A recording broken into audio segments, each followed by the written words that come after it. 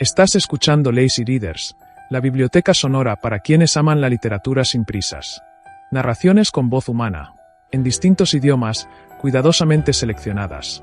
Este audiolibro forma parte de nuestra colección de clásicos inmortales.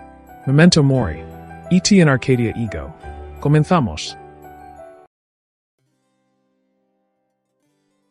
Capítulo primero de El cocodrilo, de Fyodor Dostoyevsky.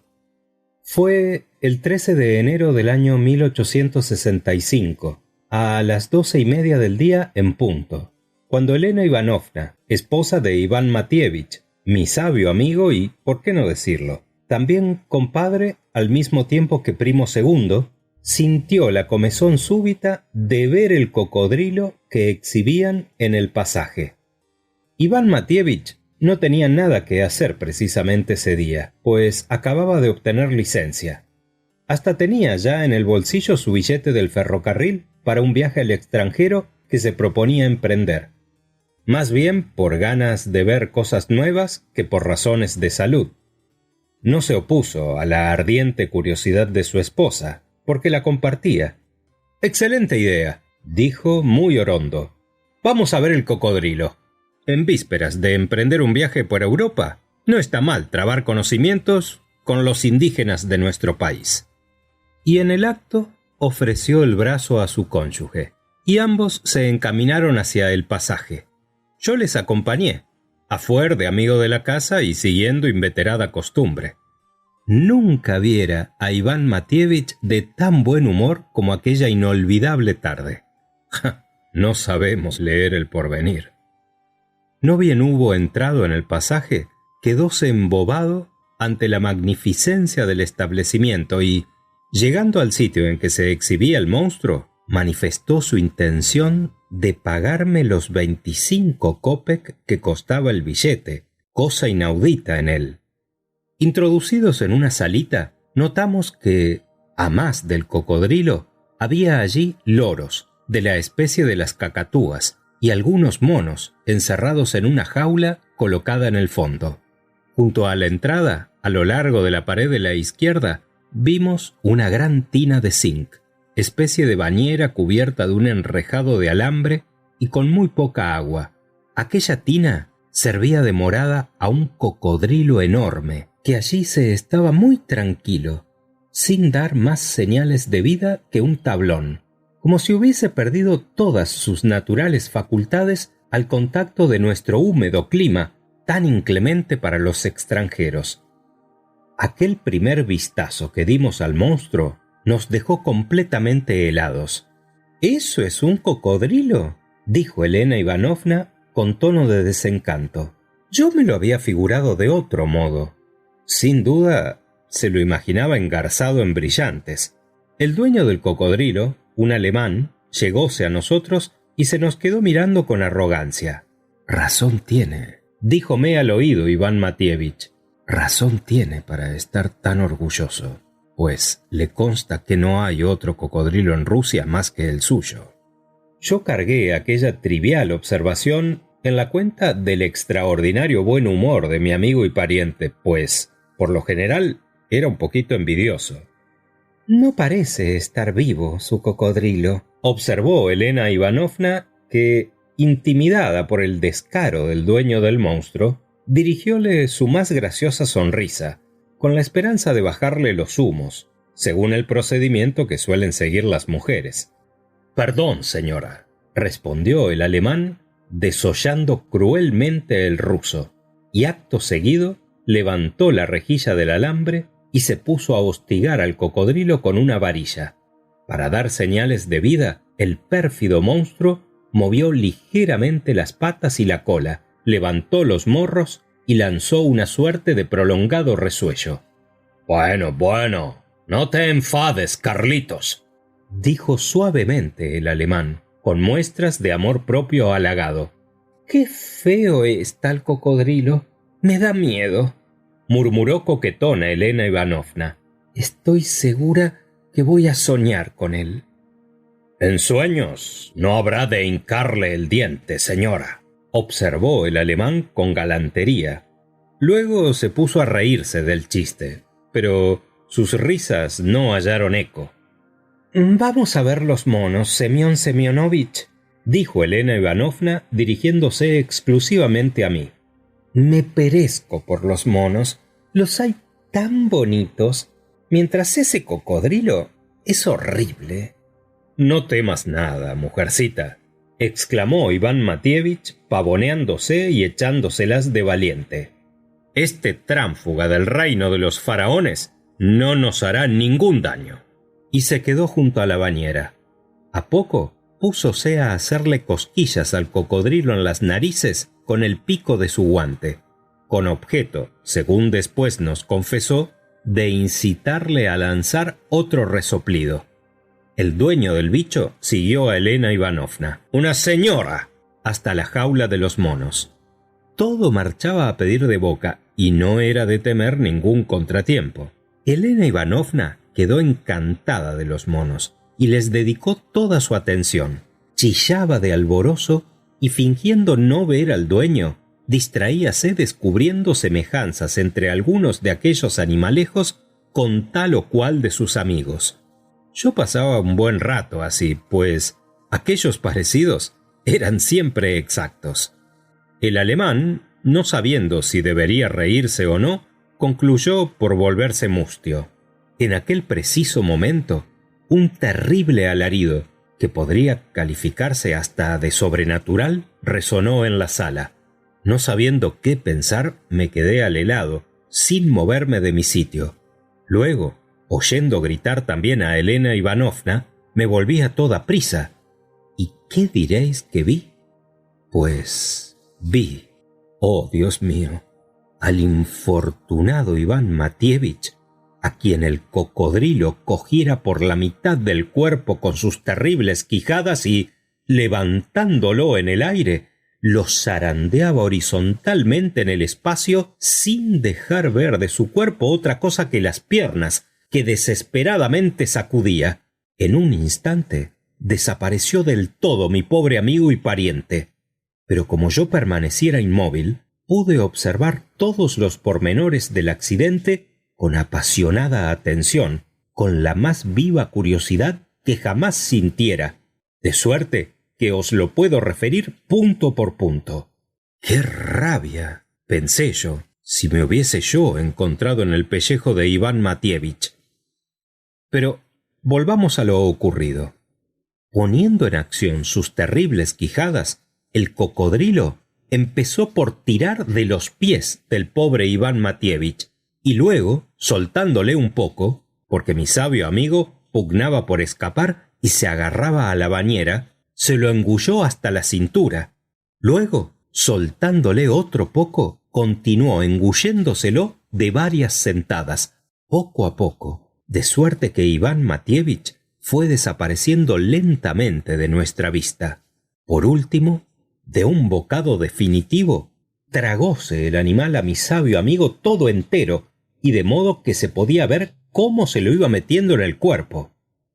Iba yo a lanzar también un grito, cuando por un pérfido juego de la suerte, el cocodrilo, molesto sin duda por la inusitada enormidad de aquel bolo alimenticio, hizo otro esfuerzo y, al abrir por vez postrera sus formidables fauces, pudimos ver de nuevo el apurado semblante de mi pariente, cuyos anteojos rodaron al fondo de la tina. Hubiérase dicho que aquella cabeza humana sólo apareció de nuevo para lanzar una suprema mirada sobre las cosas de este mundo y dar un último adiós a todas las alegrías de esta vida.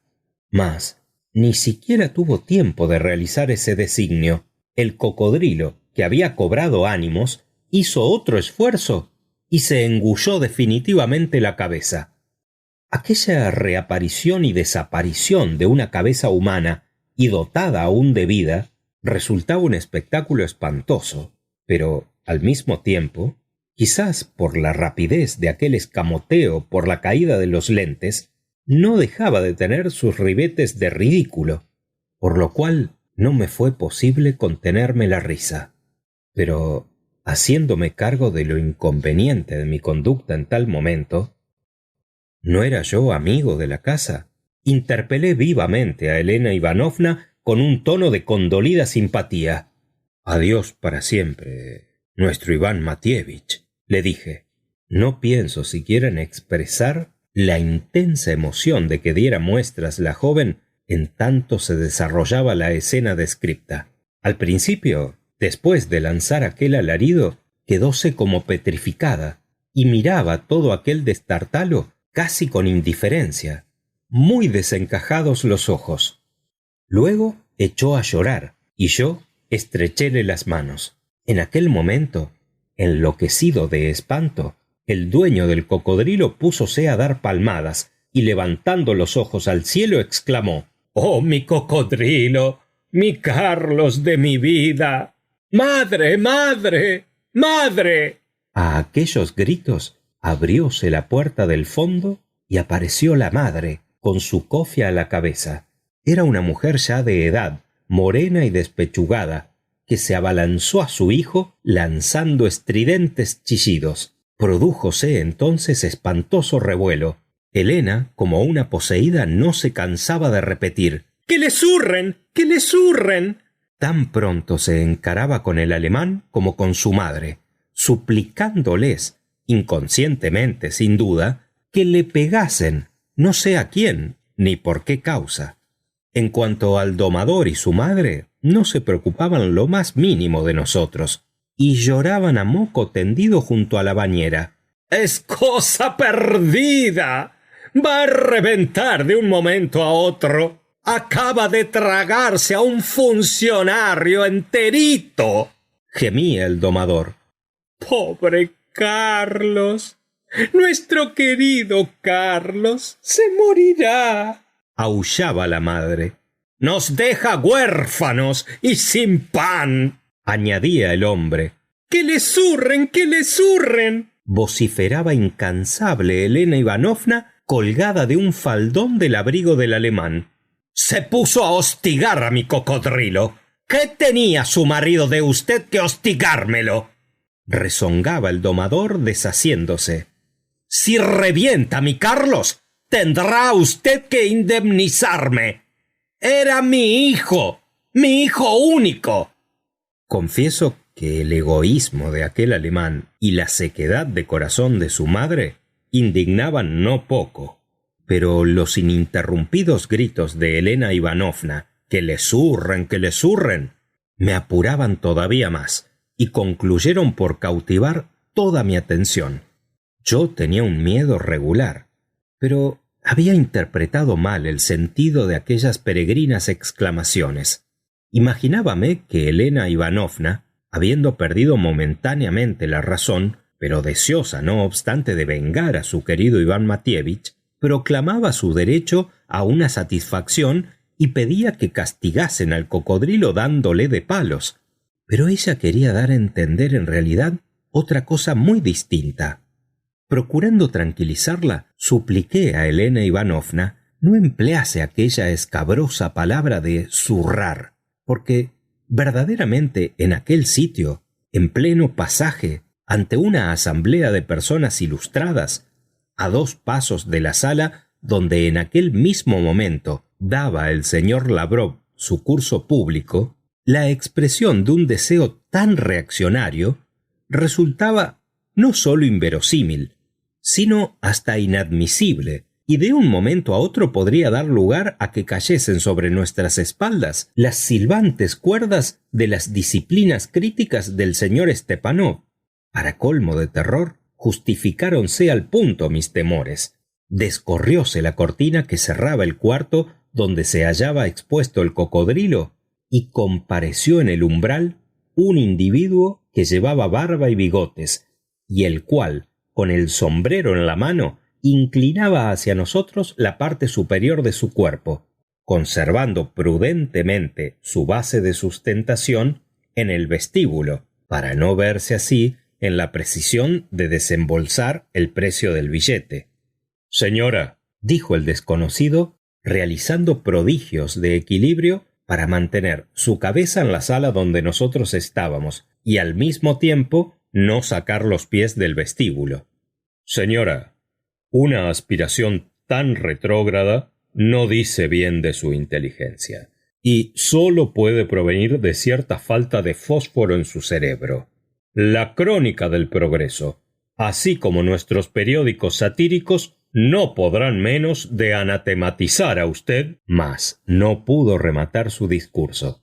El dueño del establecimiento recobró a la sazón sus sentidos y, notando con horror la presencia gratuita de aquel individuo en la sala del Cocodrilo, arremetió furiosamente contra el incógnito progresista y lo echó del local a puñetazos. Ambos desaparecieron detrás de la cortina, y yo comprendí al punto que todo aquel revuelo era injustificado, porque Elena Ivanovna era en absoluto inocente de la intención que le atribuían de querer infligir al Cocodrilo el humillante castigo de los vergajazos. Pedía, ni más ni menos, sino que le abrieran la barriga para sacarle de allí a su querido Matievich. «¿De modo que querría usted que me matasen a mi Cocodrilo?», vociferó el domador. «Antes preferiría 10 veces que matasen a su esposo. Mi padre exhibía ya al público a ese Cocodrilo.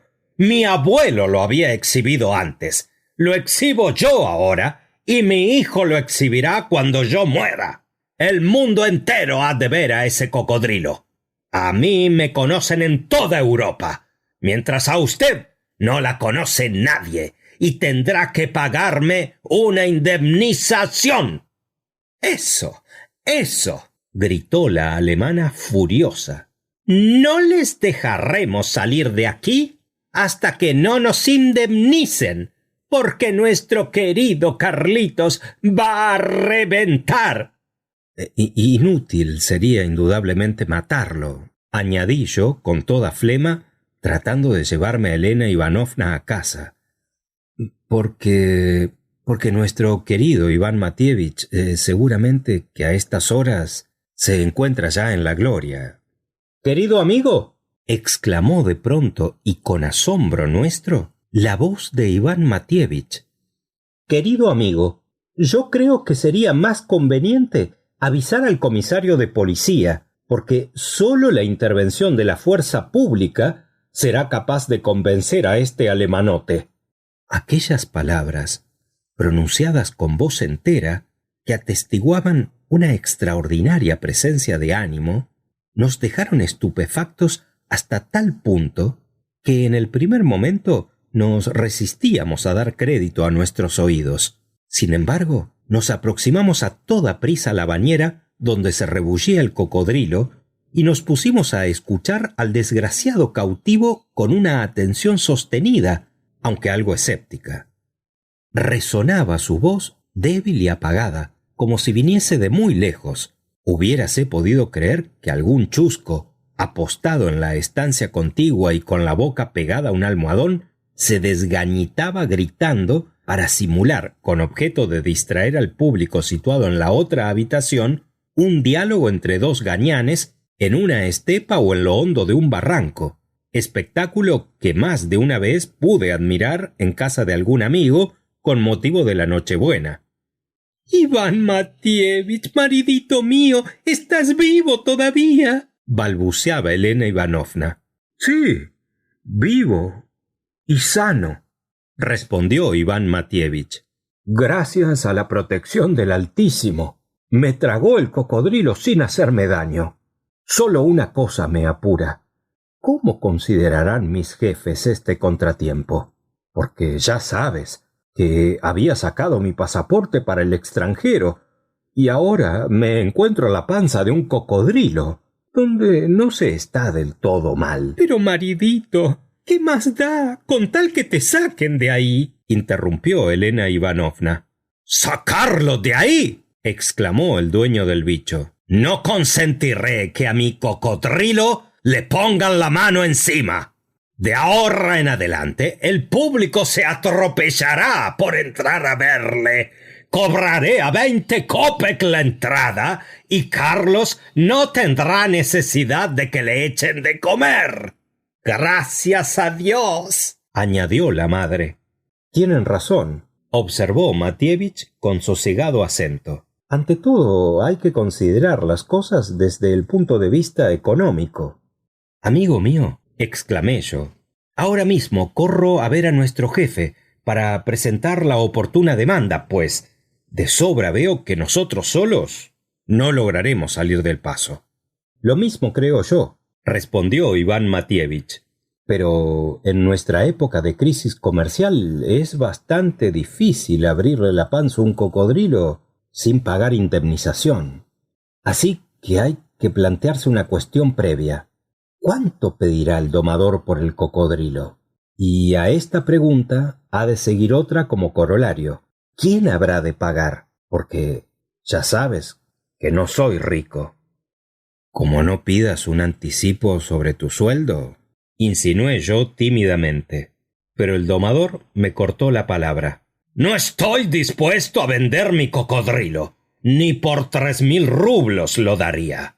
Por lo menos tendría que darme 4.000. Con lo que ha pasado, el público formará cola a la entrada del local. Tendrán que darme por él 5.000 rublos. En una palabra, que quería aprovecharse. La más sórdida avaricia traslucíase en su rostro. «Basta ya, me voy», exclamé indignado. «Y yo también», lloriqueaba Elena Ivanovna. «Iré a ver a Andrés Osipich y le enterneceré con mis lágrimas». «No, eso no, mujercita mía», interrumpió con viveza Iván Matievich, que hacía mucho tiempo estaba muy celoso de aquel caballero.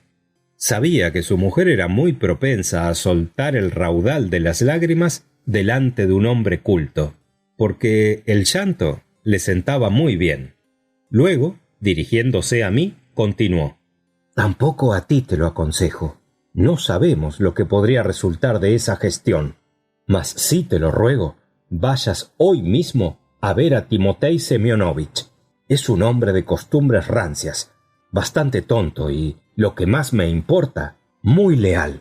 Salúdale en mi nombre y cuéntale el percance con todos sus pormenores. Al mismo tiempo, le entregarás 7 rublos que me ganó la última vez que jugamos nuestra partidita. Ese rasgo de probidad nos granjeará sus simpatías. Es hombre cuyo consejo puede valernos mucho. Entretanto, llévate de aquí a Elena Ivanovna. Sosiégate, alma mía», añadió dirigiéndose a su esposa. «Todos esos aspavientos me fatigan y quisiera descansar un poco. Después de todo, no se está mal aquí, por más que todavía no he tenido tiempo de reconocer bien este inesperado asilo». «¿Cómo reconocer? Pero ¿es que ves algo ahí dentro?», exclamó Elena Ivanovna muy alegre.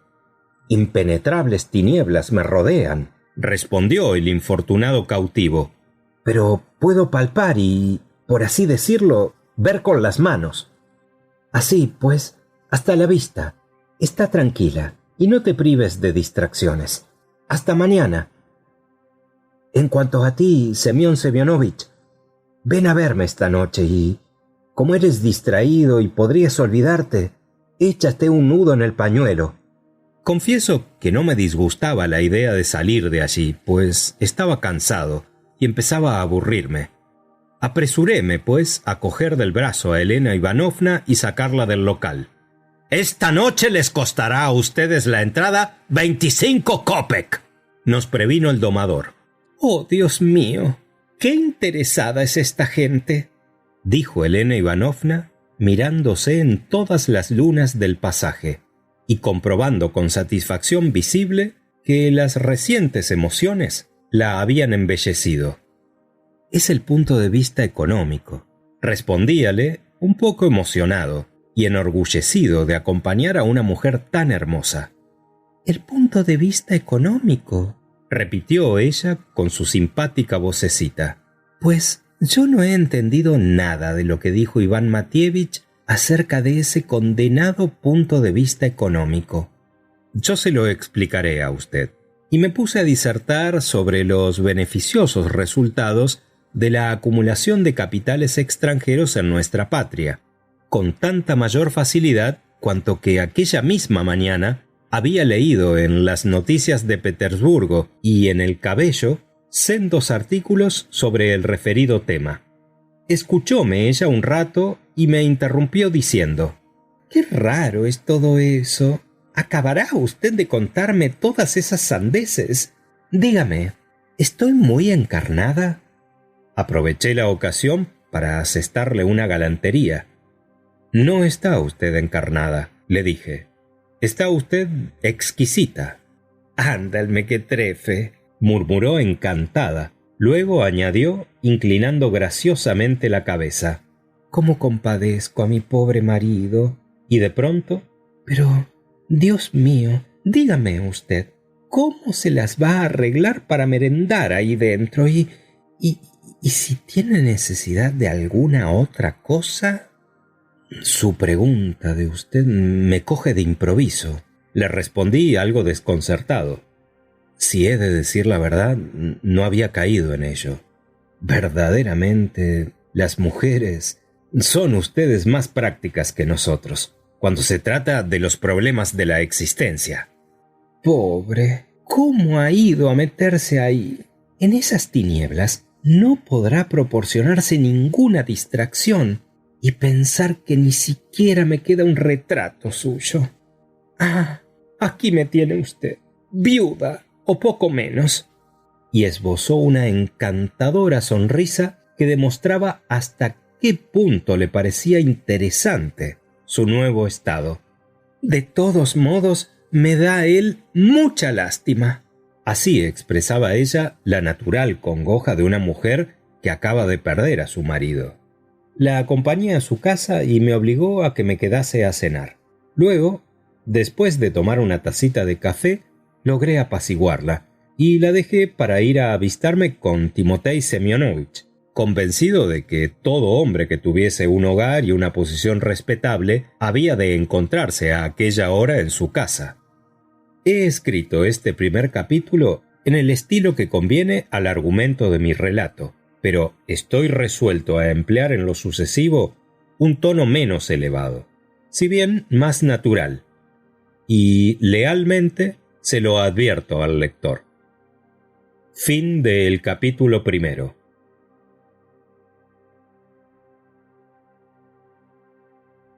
Capítulo segundo de El cocodrilo de Fyodor Dostoyevsky. El honrado Timotei Semyonovich recibióme con cierta solicitud, pero no sin cierta inquietud. Hízome pasar a su despacho y cerró cuidadosamente la puerta, a fin de que, según dijo, no nos molestasen los niños. Y así diciendo, daba muestras de gran ansiedad.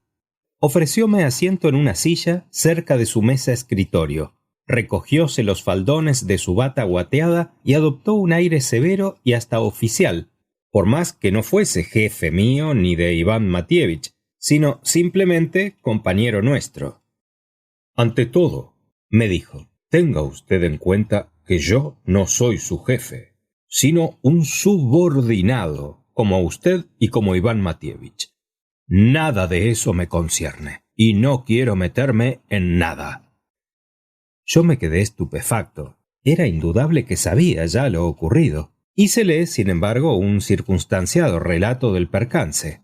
Me expresé en un tono conmovido, pues estaba cumpliendo en aquel instante con el sacerdocio de verdadera amistad. Él me escuchó sin asombro, pero dando muestras inequívocas de desconfianza. «¿Creerá usted?», me dijo cuando hube terminado mi relato. «¿Creerá usted que siempre tuve el presentimiento de que Iván Matievich había de ocurrirle un percance por el estilo?» «¿Y cómo eso, Timotei Simonovich? Paréceme, sin embargo, que el lance es harto extraordinario». «De acuerdo, pero es que toda la carrera de Iván Matievich no propendía a tal desenlace. Era de una osadía rayana en la insolencia. La palabra progreso no se le caía de la boca, y además tenía un atajo de ideas. Vea usted a dónde nos conduce el progreso».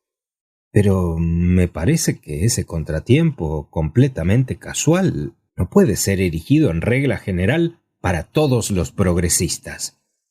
Quiera usted o no quiera, así es. Créame a mí. Todo eso no es más que consecuencia de una ilustración excesiva. Las personas sabiondas se meten en todas partes, hasta donde nadie las llama. Esto aparte, añadió como resentido, puede que esté usted mejor instruido acerca de este punto que yo. Yo no tengo gran ilustración, y voy ya para viejo. Hace 50 años que entré en el servicio como hijo de militar. Pero, sin duda, me habré explicado mal, Timotei Semyonovich. Iván Matievich implora sus consejos y su protección con lágrimas en los ojos, valga la frase. Con lágrimas en los ojos. Serán lágrimas de cocodrilo, de las que no hay que hacer caso. Vamos a ver, ¿qué necesidad tenía de viajar por el extranjero? ¿Con qué dinero contaba? Ni siquiera tenía los medios necesarios. Contaba con sus ahorros, Timotei Semyonovich, respondíle con quejumbroso acento.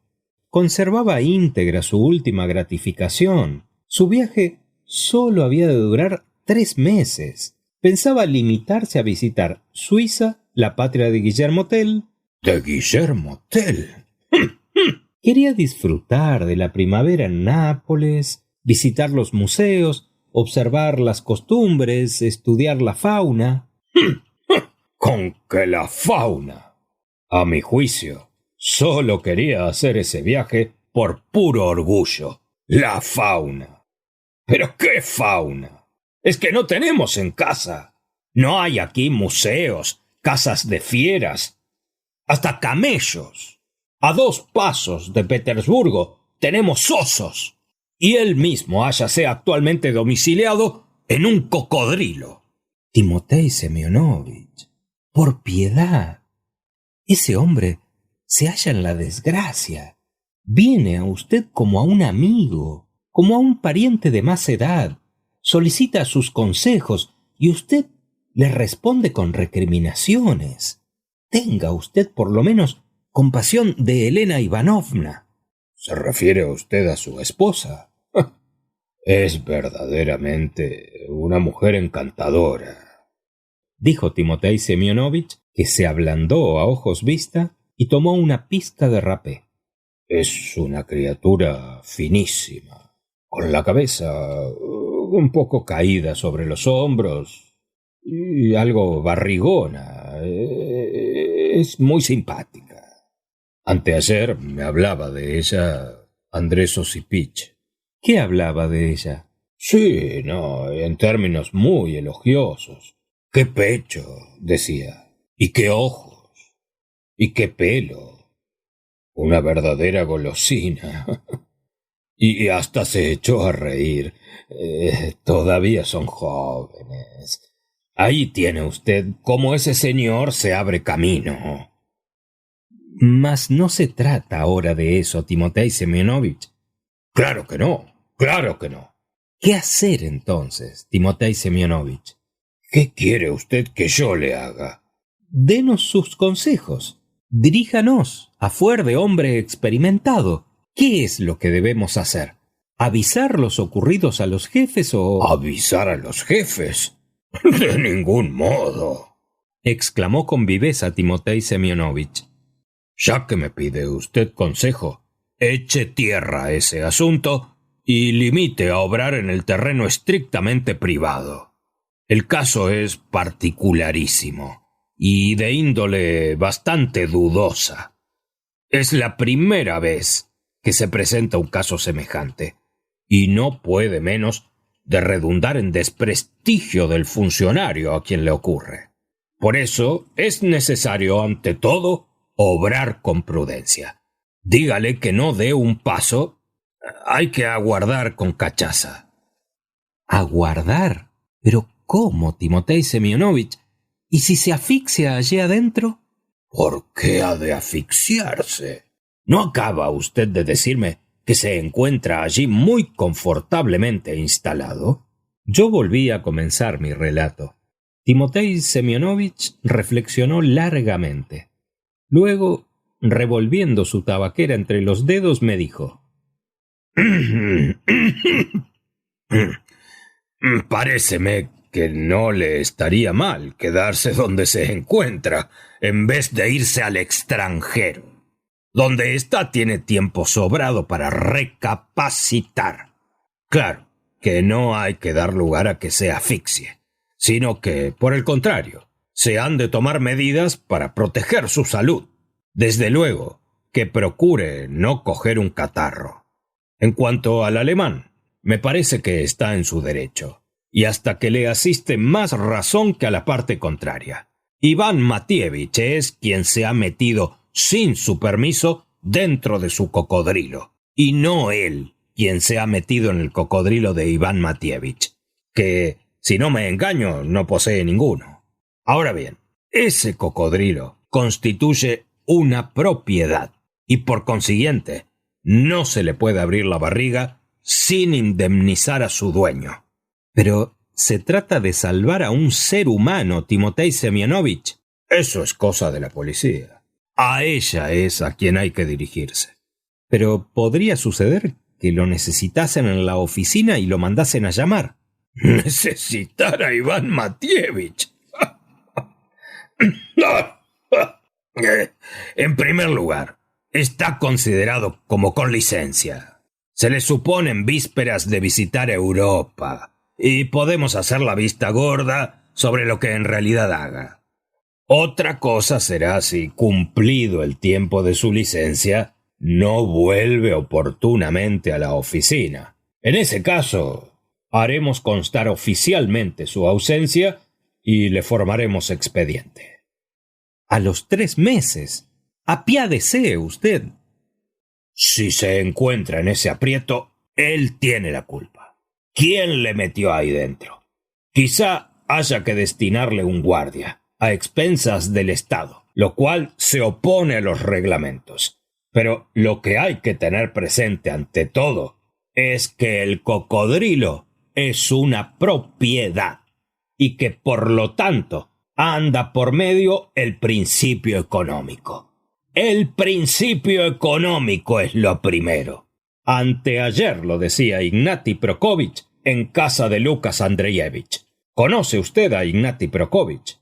Es un opulento capitalista que maneja grandes negocios y se expresa muy bien. Necesitamos industria, decía. Nuestra industria no existe, por decirlo así. Hay que crearla. Y con esta mira, hácese necesario crear una burguesía. Y como no tenemos capitales, es menester traerlos del extranjero. Debemos, pues, ante todo, conceder a las compañías extranjeras facilidades para que adquieran nuestras tierras en parcelas, según se practica por doquiera en el extranjero. Esta propiedad en común es el tósigo, la ruina de Rusia. Hablaba con gran entusiasmo. Esa gente rica y que no está en el servicio es muy expedida de lengua. Dijo que ni la industria ni la agricultura pueden prosperar con este sistema nuestro. Opinaba que las compañías deberían comprar todo nuestro territorio, distribuirlo en parcelas, para dividirlo luego en lotes más pequeños que se pondrían a la venta, de suerte que constituyesen propiedades individuales. Y no puede usted figurarse el tono tan resuelto con que decía distribuir. Caso de no venderse esos lotes, se les podía sencillamente arrendar. Y añadía: cuando toda nuestra tierra se halle en poder de sociedades extranjeras, será cosa llana señalar el precio de arrendamiento que se quiera. Tendrá que trabajar el labriego para ganarse la vida y se le podrá echar de tal o cual territorio en caso necesario. Barruntando este peligro, se mostrará respetuoso y obediente, y rendirá 3 veces más trabajo del que rinde ahora, que forma parte de la comunidad, y puede reírse de todo el mundo. Sabe que no ha de morirse de hambre, y por eso gandulea y empina el codo. Con el nuevo método se nos vendrá el dinero a las manos. La burguesía aportará sus capitales. Además, el Times, el gran diario literario y político de Londres, declaraba en un estudio que publicaba acerca de nuestra prensa que el no aumentar nuestros capitales débese a que entre nosotros no hay tercer estado, a que carecemos de grandes fortunas y de un proletariado productor.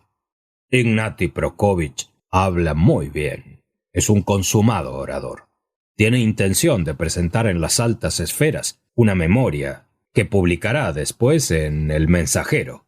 Estamos muy lejos, como usted ve, de los desvaríos de Iván Matievich. Bueno, pero ¿qué vamos a hacer por Iván Matievich? Le interrumpí. Hasta allí le dejé desbarrar cuanto quiso, porque sabía que ese era uno de sus flacos y que le gustaba demostrar que no andaba tan atrasado de noticias, sino que se hallaba al corriente de todo. ¿Qué hemos de hacer por Iván Matievich? Pues, si todo lo que acabo de decir se refiere a él. Estamos haciendo cuanto podemos por atraernos a los capitales extranjeros y apenas la fortuna del dueño del cocodrilo ha aumentado en el doble en razón del percance Iván Matievich. ¿Quiere usted que le abramos la barriga a su bicho? ¿Es eso lo que dicta el sentido común? A mi juicio, Iván Matievich, a fuer de buen patriota, debe alegrarse y enorgullecerse de haber podido duplicar con solo su intervención el valor de un cocodrilo extranjero. ¿Qué digo duplicar? Triplicar. Visto el éxito logrado por el dueño de ese cocodrilo, no tardará en venir otro con otro cocodrilo y luego otro con 2 o 3. Alrededor de ellos se agruparán los capitales y ahí tiene usted el comienzo de una burguesía. Todo cuanto hagamos para fomentar este movimiento será poco. Pero, exclamé, Timotei Semyonovich, lo que usted exige de ese pobre Iván Matievich es una abnegación casi sobrehumana. No exijo nada. Y le ruego recuerde que, ya le he advertido, no soy su jefe y no tengo, por lo tanto, derecho a exigir nada. Yo hablo tan solo como patriota, no como patriota, sino simplemente como patriota. Y una vez más le pregunto, ¿quién le mandó que fuera a meterse dentro de ese cocodrilo? Un hombre serio, funcionario de cierta categoría, casado como Dios manda. ¿A qué meterse en semejante aventura? ¿Qué le parece a usted eso? Pero ese percance fue completamente ajeno a su voluntad. ¿Quién sabe? Y además, ¿dónde está el dinero para indemnizar al dueño del cocodrilo? Contamos con el sueldo de Iván Matievich. Habrá bastante con ello. Ah, no, Timotei Semyonovich, exclamé con tristeza. A raíz del percance, el dueño del cocodrilo temía que el bicho reventara, pero cuando se hubo percatado de que nada había que temer, volvióse arrogante y con una suerte de voluptuosidad duplicó el precio que al principio pidiera. Y diga usted que podría triplicarlo y aún cuadruplicarlo. El público afluirá en tropel a su exposición y esos domadores son muy listos. Tenga usted además en cuenta que estamos en carnaval y que todo el mundo quiere divertirse, lo cual es una razón para que Iván Matievich conserve el incógnito y no se dé prisa por salir de su extraño domicilio. Que todo el mundo sepa que se hospeda en un cocodrilo, pero no oficialmente. Para ello se encuentra en las más favorables condiciones, ya que todo el mundo le supone viajando por el extranjero. Ya podrían decir que se halla en el interior de un cocodrilo. Nosotros aseguraremos no saber nada. Todo puede arreglarse. Lo principal es que tenga paciencia. Después de todo, ¿a qué vienen esas prisas? Pero ¿y si...? Pierda usted cuidado. Es de temperamento fuerte. Bueno, ¿y qué pasará si aguarda? Ah, no le ocultaré a usted que el caso es bastante peliagudo. Es para perder el juicio. Y lo peor es que no hay precedente. Si hubiera un precedente, aún sería fácil salir del aprieto. Mas no habiéndolo, ¿en qué apoyar ninguna resolución? En tanto andemos buscándola, el asunto se dilatará. Ocurrióseme una inspiración salvadora. ¿No podríamos hacer de modo que, ya que ha de permanecer en la barriga del cocodrilo, y contando con que Dios ha de conservarle la vida, pudiera dirigir a quien de derecho corresponda una instancia para que le considerasen como prestando servicio? Como si estuviese de licencia sin sueldo. ¿Y no habría medio de que le pasasen también la paga, a título de empleado en comisión? ¿En comisión? ¿Y en dónde? Pues en las profundidades del cocodrilo, en sus profundidades, para recoger allí datos, para estudiar los hechos sobre el terreno. Claro que esto sería una innovación, pero también un progreso, una prueba de que el Estado se interesa por el adelanto de la ciencia. Timotei Semyonovich sumióse en meditación profunda. Luego respondió: «Paréceme que el hecho de enviar a un empleado en comisión a la barriga de un cocodrilo constituiría un absurdo. No habría medio de compaginarlo con el cuadro de servicio. ¿Qué misión podría desempeñar allí dentro?» «Pues una misión de estudios naturales, si me es lícito expresarme así. Se trataría de sorprender a la naturaleza en crudo. Hoy están muy de moda las ciencias naturales, la botánica. Iván Matievich residiría dentro del cocodrilo y desde allí nos enviaría comunicados sobre la digestión de los saurios, sobre las costumbres internas de estos animales, y de este modo podría reunir pilas de datos». «Sí, estudios estadísticos, sin duda. No estoy muy fuerte en estos asuntos. Y además, no soy filósofo.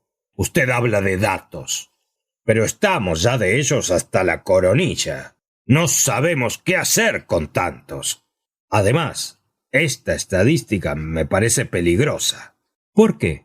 «Es peligrosa. Y además, reconózcalo usted. Tendrá que redactar esos comunicados tendido de costadillo. ¿Y quiere usted decirme si en esa postura se puede prestar servicio? Sería una innovación y bastante peligrosa. No hay precedentes. Si tuviéramos un precedente siquiera, ya sería otra cosa». «Pero ¿cómo quiere usted que haya precedente, cuando este es el primer cocodrilo vivo que traen a Petersburgo, Timotei Semyonovich?» «Es verdad», reflexionó de nuevo largo rato. «La observación de usted es justa en cierto sentido, y podría servir de base para la tramitación del asunto. Pero considere, de otra parte, que si la aparición de estos cocodrilos vivos ha de despertar en los empleados la propensión a recogerse en ellos, y so pretexto de que allí se está bien, pedir comisiones para pasarse el tiempo tumbados de costadillo, constituirá un ejemplo detestable. Reconózcalo usted. Todos correrían a meterse dentro de los cocodrilos para ganar el sueldo sin hacer nada». «Haga usted cuanto esté de su parte, Timotei Semyonovich. Y a propósito, Iván Matievich me encargó le abonase a usted los 7 rublos que le debe por la última partida que perdió». «Ah, sí, los perdió el otro día en casa de Nikifor Nikiforich. Me acuerdo de ello. Qué buen humor tenía aquella noche y cuánto nos hizo reír. Y ahora...» El vejete daba muestras de sincera emoción. «Prométame interesarse por él, Timotei Semyonovich». «Me interesaré. Hablaré en mi nombre. Me las arreglaré a mi modo. Haré como si pidiese informes. Y a propósito de esto, entérese del precio que pide por el bicho el dueño del cocodrilo». Era evidente que Timotei Semyonovich se ablandaba. «No dejaré de hacerlo», respondí, «y al punto vendré a comunicárselo». «¿Y su mujer qué hace ahora que se ha quedado sola? ¿Se aburre?» «No estaría de más que le hiciera a usted una visita, Timotei Semyonovich. ¿Y por qué no? Ya lo había yo pensado, y la ocasión me parece de perlas. Pero, ¡qué idea! Ir a ver a un cocodrilo. Aunque, después de todo, yo también tengo intención de ir a verlo. Pues vaya usted, Timotei Semyonovich. No faltaré. Pero no quisiera que Iván Matievich cifrase ninguna esperanza en este paso. Yo lo daré tan solo como particular. Hasta la vista, pues. Voy a casa de Nikifor Nikiforich. ¿Va usted allí también? No, tengo que visitar a nuestro cautivo. Eso, cautivo. ¡Ja! ¿A dónde conduce el atolondramiento? Me despedí del viejo. 1000 pensamientos bullíanme en la cabeza. Timotei Semyonovich es un hombre muy bueno, pero esto no obsta para que, al separarme de él, no me alegrase de que hubiese ya celebrado su 50º cumpleaños y de que no hubiese entre nosotros muchos Timotei Semyonovich. No hay que decir que me encaminé a toda prisa al pasaje para darle aquellas noticias al pobre de Iván Matievich. Sentía también mucha curiosidad por saber cómo le iba dentro del cocodrilo y si la vida allí resultaba tolerable. Vivir dentro de un cocodrilo. A veces parecíame que era juguete de una pesadilla monstruosa. Verdaderamente, se trataba de un monstruo. Fin del capítulo 2.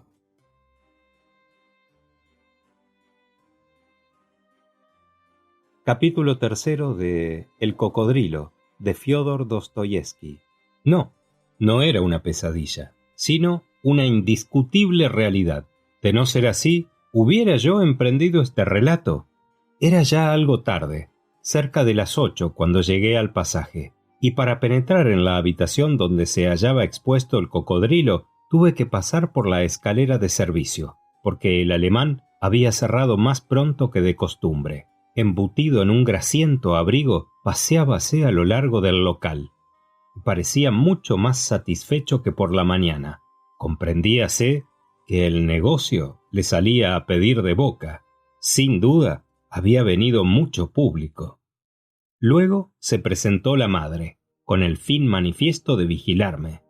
De cuando en cuando cuchicheaba con el hijo, el cual, a pesar de tener ya cerrado el establecimiento, me hizo pagar los 25 kopek. Aquel llevaba hasta el exceso su espíritu de orden. «Tendrá usted que pagar siempre que venga», dijo, «pero mientras al público vulgar pagará 1 rublo, usted no tendrá que soltar más que 25 kopek, en atención a ser tan buen amigo de su amigo, cosa que estimo de veras». «¿Vives todavía? ¿Estás aún en este mundo, querido y sabio amigo mío?», exclamé acercándome a la tina del cocodrilo, esperando que mis lejanas palabras llegarían a oídos de Iván Matievich y halagarían su amor propio. «Estoy vivo y sano», respondió una voz apagada que parecía salir de debajo de una cama, por más que yo estuviera encimita de él. «Estoy vivo y sano, pero ya hablaremos de eso después. Ante todo, ¿cómo van nuestros asuntos?». Fingí no haberle oído y seguí dirigiéndole preguntas a fuer de alma compasiva. ¿Cómo se encontraba dentro del cocodrilo? ¿Qué había por allí dentro?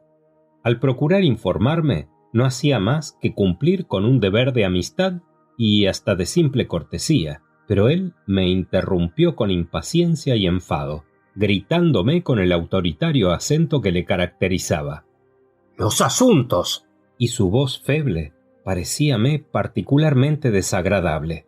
Referíle hasta en sus menores detalles mi conversación con Timotei Semyonovich, esforzándome por darle a entender con el tono de mi voz que me había resentido.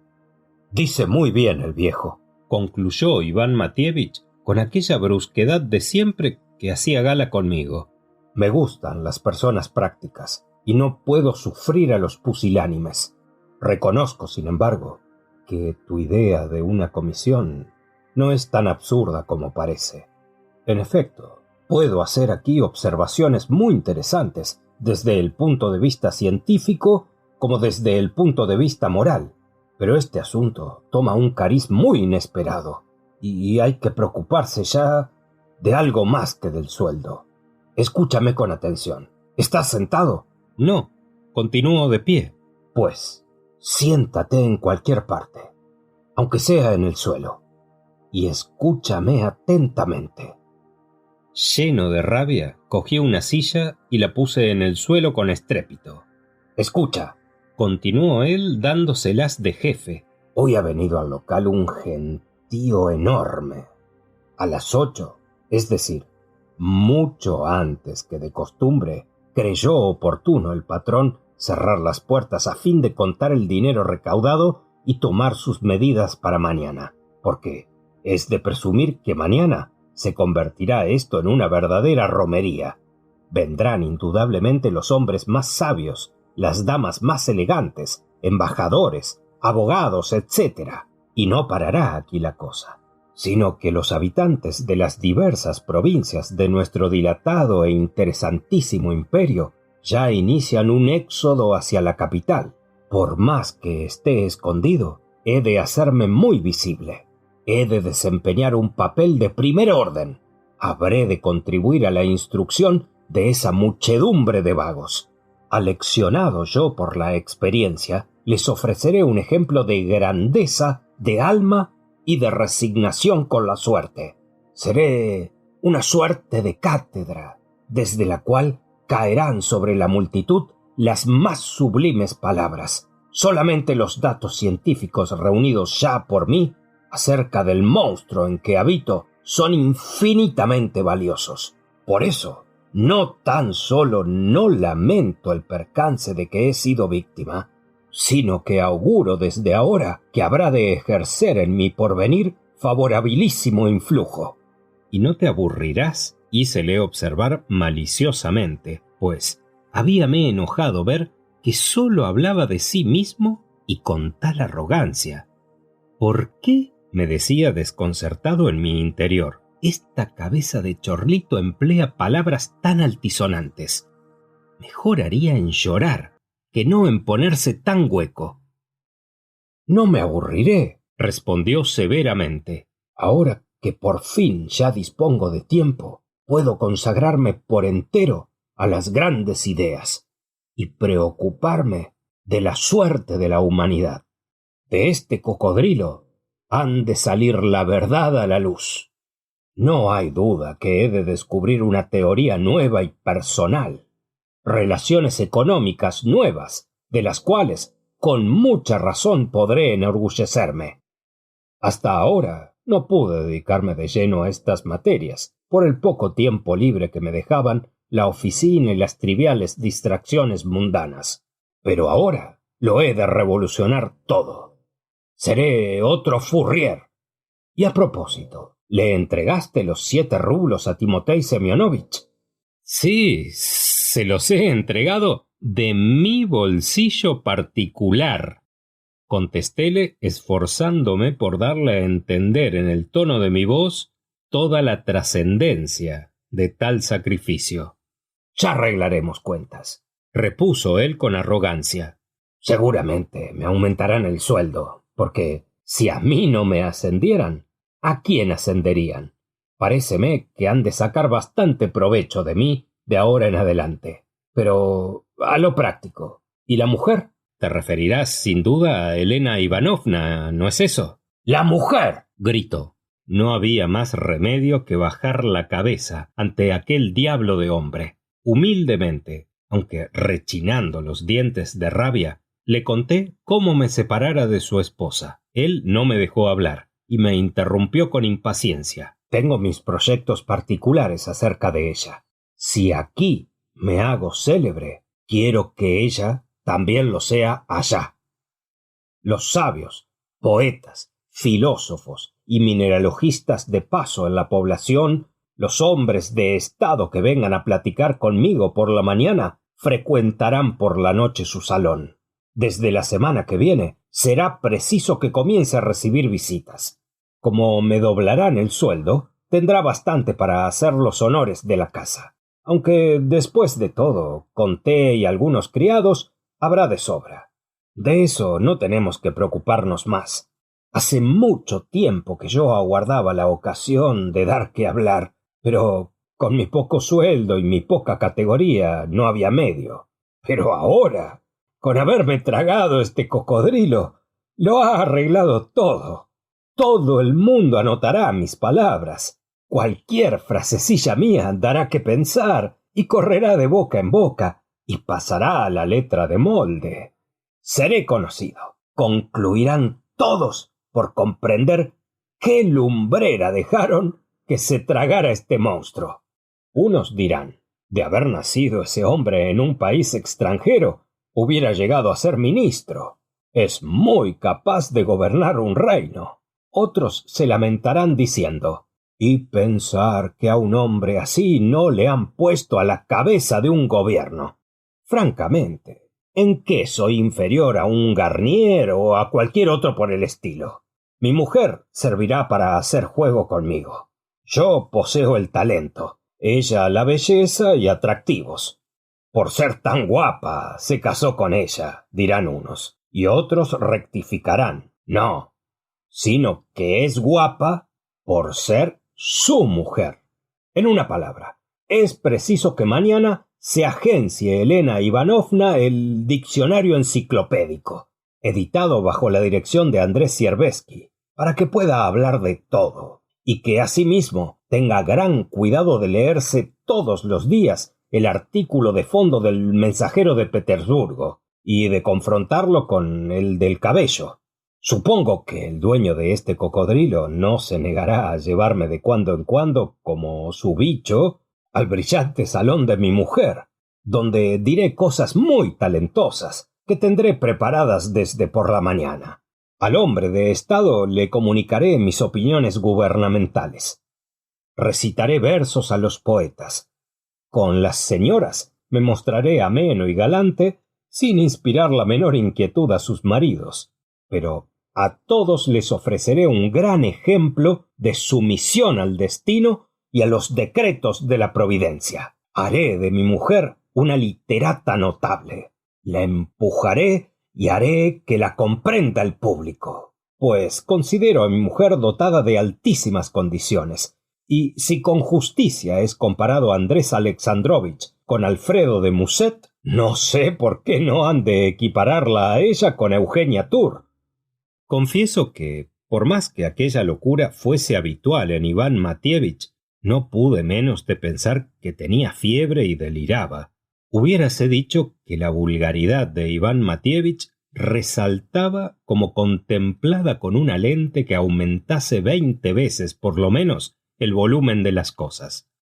«Querido amigo», le pregunté, «¿esperas vivir mucho tiempo de ese modo? Dime, ¿te encuentras bien? ¿Cómo comes? ¿Cómo duermes? ¿Respiras bien? Haz cuenta que soy tu amigo y reconoce que el lance es bastante extraordinario para que justifique mi curiosidad». «Curiosidad bastante vana», respondió él sentenciosamente, «a pesar de lo cual consiento en satisfacerla. ¿Quieres saber cómo me las arreglo en las profundidades de este monstruo? Pues empiezo por decirte que, con gran asombro de mi parte, me he encontrado con que este cocodrilo está hueco. Me parece que estoy metido en un gran saco de caucho, semejante a los que venden los tenderos de la calle Gorovjokaya y de la Morskaya, y, si mal no recuerdo, también los de la perspectiva Vozniesiensky.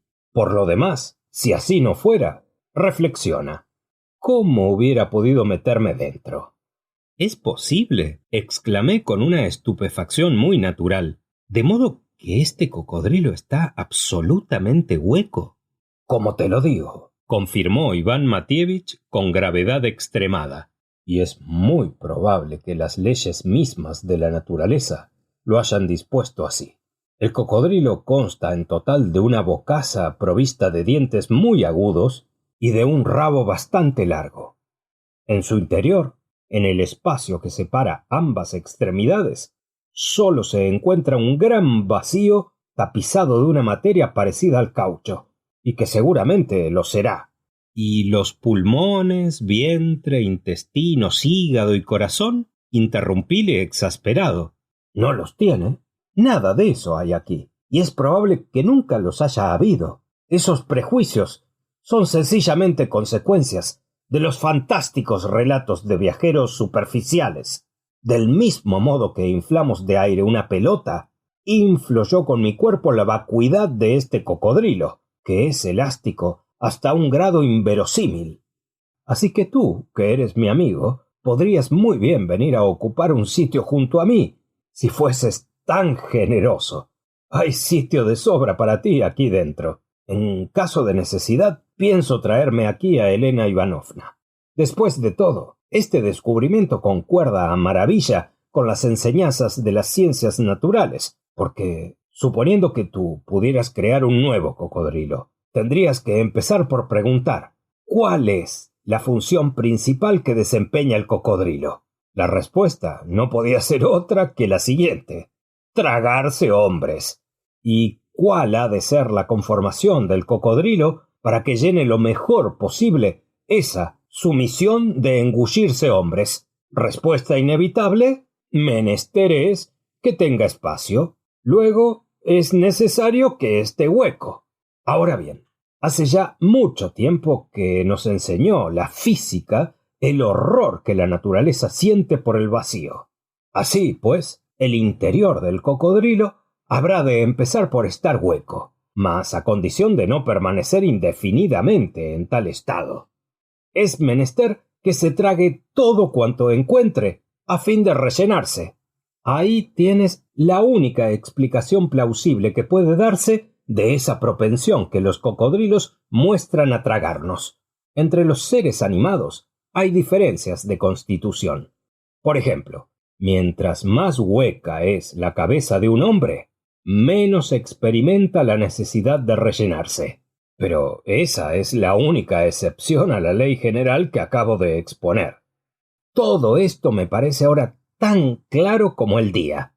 Lo he comprendido así por el solo poder de mi talento y de mi propia experiencia al sumergirme, por decirlo así, en los abismos de la naturaleza, en la retorta donde elabora sus misterios, escuchando el latido de sus pulsos. Observa cómo la etimología misma me da la razón, pues el nombre de cocodrilo expresa su voracidad. Cocodrilo. Crocodilo es una palabra italiana, contemporánea, sin duda, de los antiguos faraones de Egipto, y derivada seguramente de la palabra francesa croquer, es decir, comer, nutrirse de. Todo esto me propongo explicarlo al público cuando dé mi próxima conferencia en el salón de Elena Ivanovna, a donde mandaré que me lleven mi tina. Querido amigo y pariente, debes purgarte, exclamé sin poder contenerme, creyendo, no sin espanto, que mi amigo tenía fiebre. ¡Sandeces!, respondió él con tono despectivo. ¿Cómo purgarme en esta situación? Pero ya me figuraba que saldrías recomendándome una purga. Pero, querido amigo, ¿cómo puedes sostenerte? ¿Has comido hoy? No, mas no tengo apetito, y es muy probable que nunca más necesite comer. Y se comprende. Desde el momento en que lleno con mi persona todo el hueco interior de este cocodrilo, lo coloco en un estado de definitiva hartura. Años enteros podrá ya vivir sin que le echen de comer.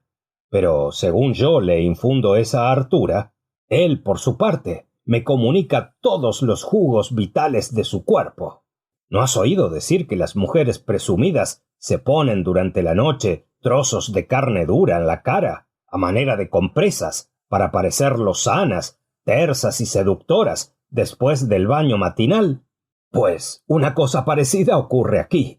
Yo alimento al cocodrilo con mi persona, mas recibo de él mi propio alimento. Así mutuamente nos nutrimos. Pero como sería difícil, hasta para un cocodrilo, digerir a un hombre como yo, ha de sentir, sin duda alguna, pesadez en el estómago, que, dicho sea de paso, no lo tiene. Y por eso, para no molestarlo, evito en todo lo posible volverme. Podría hacerlo, pero me abstengo por humanidad. Ese es el único inconveniente de mi situación. Y Timotei Semyonovich tiene razón al llamarme, en sentido figurado, holgazán. Mas yo probaré que puede transformarse la suerte de la humanidad por muy echado de costadillo que uno esté. Más aún, que sólo en esta postura puede lograrse tal finalidad. Son los gandules quienes elaboran todas las grandes ideas, todas las evoluciones intelectuales favorecidas por nuestros diarios y revistas. Y esa es la razón de que muy apropiadamente se diga de esas publicaciones que son como laboratorios. Mas eso no importa. Yo voy a edificar de nueva planta un sistema social completo. Y no podría imaginarse lo sencillo que es. Basta para ello con aislarse en algún apartado rincón, en el interior de un cocodrilo, por ejemplo, y cerrar los ojos. Al punto descubre uno el paraíso de la humanidad. Hace un rato, durante tu ausencia, púseme a idear sistemas, e inmediatamente di con 3. Ahora ya estoy preparando el 4. Cierto que para esto es preciso empezar por echarlo todo abajo, pero qué cosa más sencilla cuando se encuentra uno dentro de un cocodrilo. Mas no es eso todo. Desde el fondo de un cocodrilo parece que ve uno el mundo con una gran claridad, aunque mi situación presenta algunos inconvenientes de poquísima monta. El interior de este cocodrilo es frío y viscoso. Apesta además a resina. Me parece tener debajo de la nariz unas botas viejas, pero a eso se reducen todas las molestias. No hay más de qué quejarse.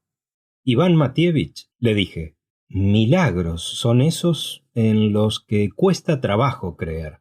¿Tienes de veras la intención de no probar más bocado en toda tu vida? Pero puedes parar mientes en tales bagatelas, oh cabeza de chorlito. Yo me preocupo de desarrollar grandes ideas y en tanto tú... Pues ten presente que esas grandes ideas, que han venido a alumbrar las tinieblas en que sumido estaba, sácianme más que todo condimento. Por lo demás, nuestro excelente domador se ha preocupado ya de este punto, con su excelente madre, y ambos han acordado introducir todas las mañanas por las fauces del cocodrilo un tubo encorvado por medio del cual podré sorber mi café o algún potaje. Ya han encargado el tubo, mas yo lo considero innecesario.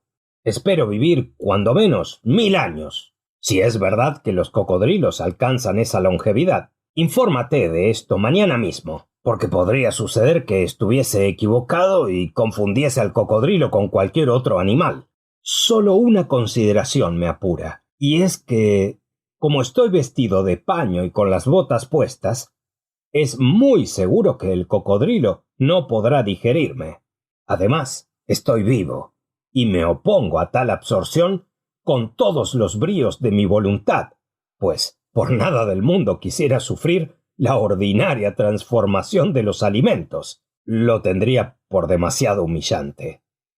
Pero, por desgracia, el paño de mi traje es de fabricación rusa, y temo que no pueda resistir a una permanencia de 1000 años en el interior de este monstruo.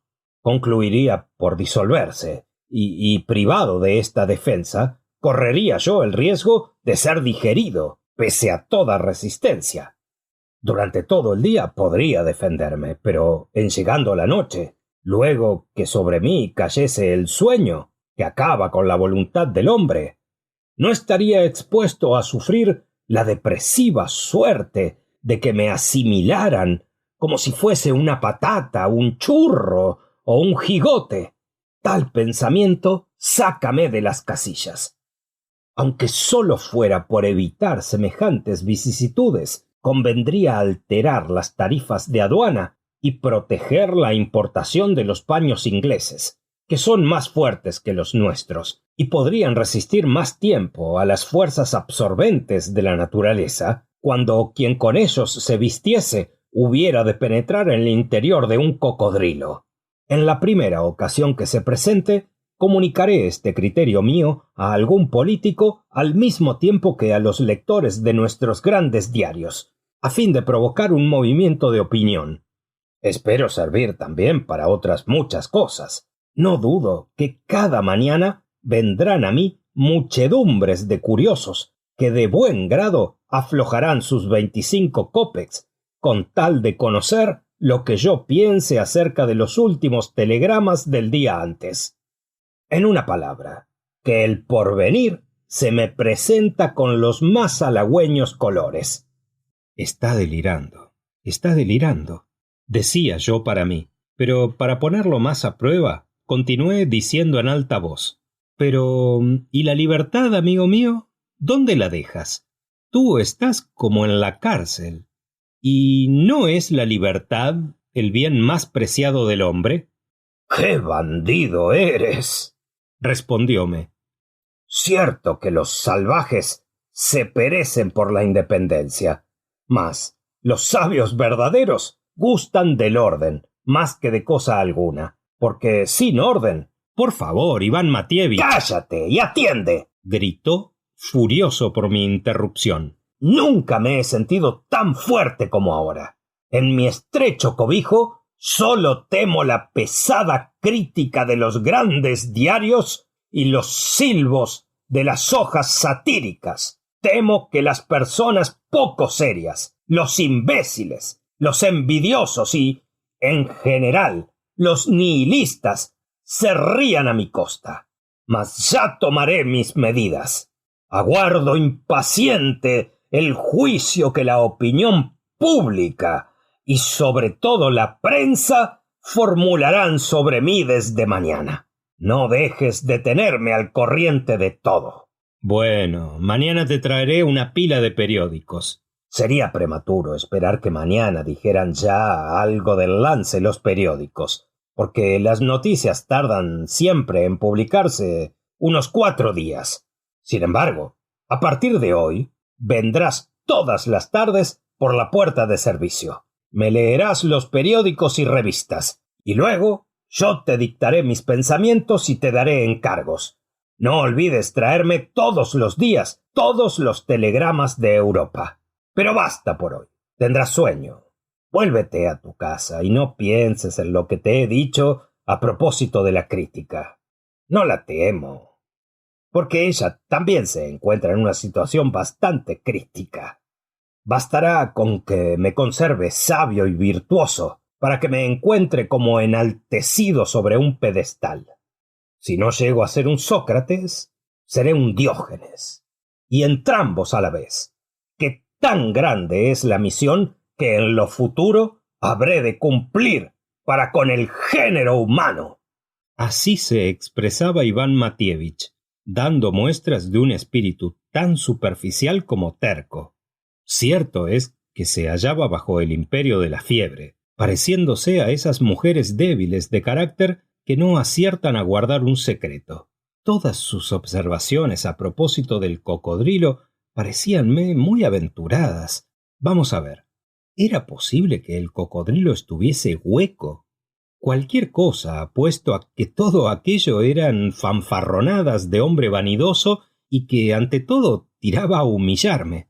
Yo sé que estaba enfermo y que con los enfermos hemos de ser condescendientes, mas con toda franqueza confieso que no podía sufrir a Iván Matievich. Toda la vida, desde que era chiquito, tuve que aguantar su tutela. 1000 veces sentí ganas de acabar con ella, pero siempre alguna consideración me volvía a su lado, como si hubiese esperado convencerle de no sé qué y vengarme por fin. Singular amistad, de la que puedo asegurar que de 10 partes, 9 eran odio puro. Sin embargo, aquella vez nos despedimos en la mejor armonía. «Su amigo de usted es un hombre inteligentísimo», me dijo el alemán, que había escuchado de cabo a rabo nuestra conversación mientras me acompañaba hasta la puerta. Y a propósito, le dije antes que se me olvidara, ¿cuánto querría usted por el cocodrilo si le propusieran comprárselo?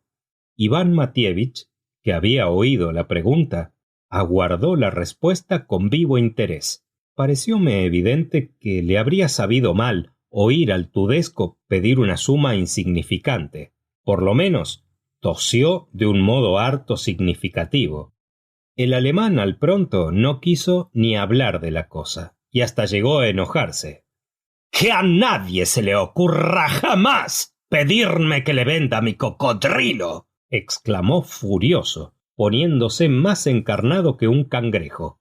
«No quiero deshacerme de mi cocodrilo. No lo daría ni por 1.000.000 de thalers. Ya hoy solo me ha producido 130 thalers en taquilla y ha de valerme 10.000 y hasta 100.000».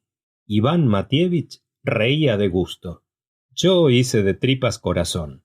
Con la flema de un hombre que cumple con los deberes de la amistad, hícele presente al germano toda la falsedad de sus cuentas.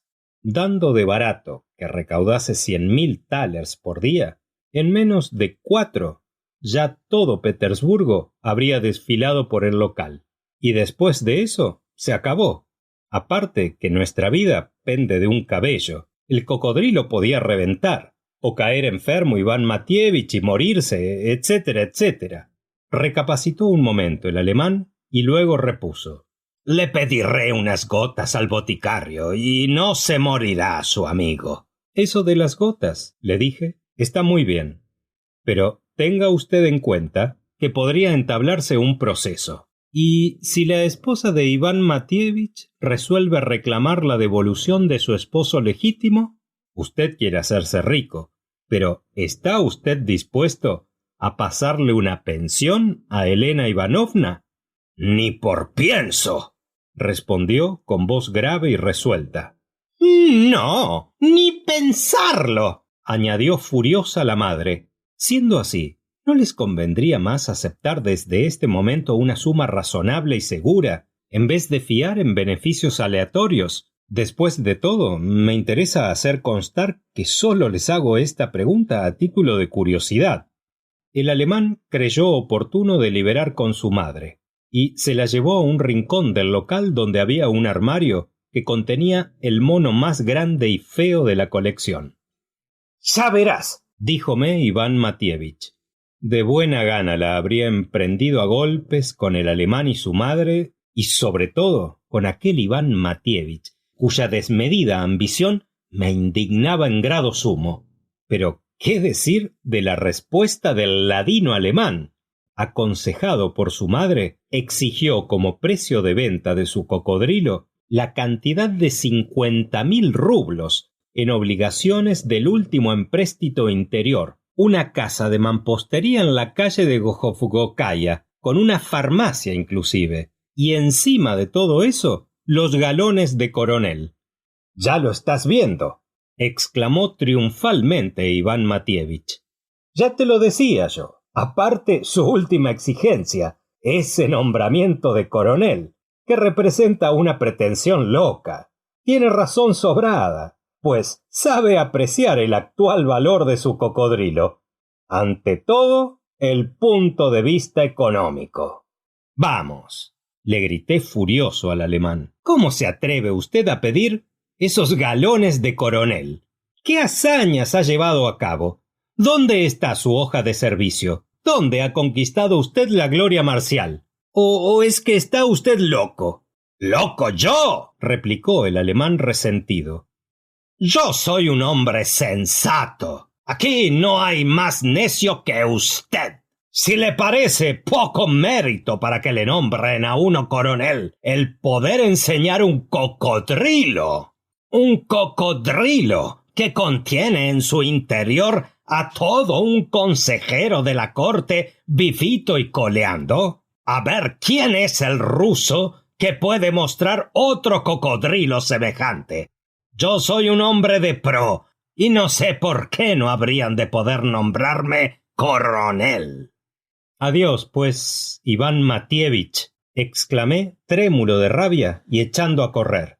Si sigo allí un minuto más, no hubiera podido contenerme. La extravagante ambición de aquellos dos imbéciles era intolerable. El aire fresco de la calle calmó algún tanto mi indignación. Por fin, y después de escupir unas 15 veces a diestro y siniestro, mandé parar a un coche y luego que llegué a casa me desnudé y me metí en el lecho. Lo que más me irritaba era el haberme de convertir en secretario de Iván Matievich, pues en lo sucesivo tendría que embrutecerme todas las tardes. Sentía ganas de pegarme con alguien y, a decir verdad, luego que apagué la vela, me di algunos cachetes en la cabeza y en algunas partes del cuerpo. Esto me alivió un poco, y concluí por dormirme profundamente, pues estaba rendido. Pasé la noche soñando con monos, pero hacia la madrugada soñé con Elena Ivanovna. Fin del capítulo 3.